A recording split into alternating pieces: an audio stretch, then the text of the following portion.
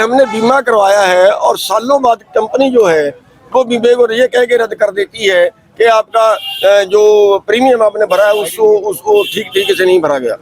हालांकि अगर जो है बीमा ना देना पड़े तो वो प्रीमियम जबता है और अगर प्रीमियम देना पड़ जाए तो प्रीमियम वापस कर देते हैं सालों बाद। जबकि कानून है कि 2 महीने के अंदर वो प्रीमियम वापस करना होता है अगर गलत तरीके से भरा जाए, और अगर 2 महीने के अंदर वो वापस नहीं करते तो प्रीमियम सही माना जाता है। और इस पे 420 का मुकदमा पार्टी पे जो है इंश्योरेंस कंपनी में बनता है, जो प्रशासन को तुरंत दर्ज कराना चाहिए और सरकार को आगे के लिए स्टैंड लेना चाहिए, आगे के लिए सख्त कानून बनाना चाहिए कि अगर कोई कंपनी हेराफेरी करेगी उसको ब्लैक लिस्ट भी करेंगे और उसकी प्रॉपर्टी जब्त करके किसानों की पेमेंट करेंगे। किसान एक बार फिर दिल्ली कूच करने की तैयारी कर रहे हैं। अलग अलग किसान जो है आज भी जो है एक रिहर्सल किया। देखिए, जो दिल्ली कूच का है वो एसके हमने क्लियर कर दिया कि उनका नहीं है और हमारे पास अभी तक ना कोई उसके लिए सलाह करने आया है, ना कोई हमें निमंत्रण देने आया है।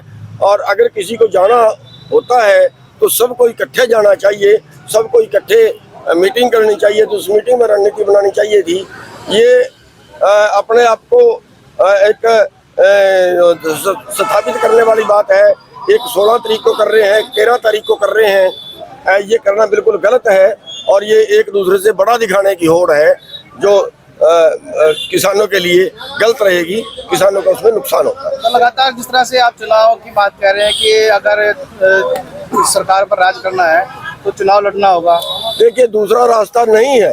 हमारे जो किसान लीडर कहते हैं अराजनीति, वो सबसे ज्यादा किसानों का नुकसान कर रहे हैं।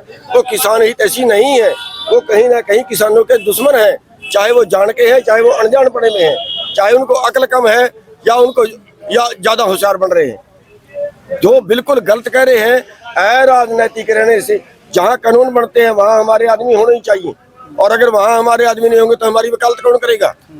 तो इसलिए वो अराजनीतिक जो कहते हैं 80% के मालिक है किसान मजदूर और 80% के मालिक अराजनीतिक हैं, तो फिर राजनीति कौन है। 2024 के चुनाव को लेकर भी आप लोग मैदान में उतरेंगे?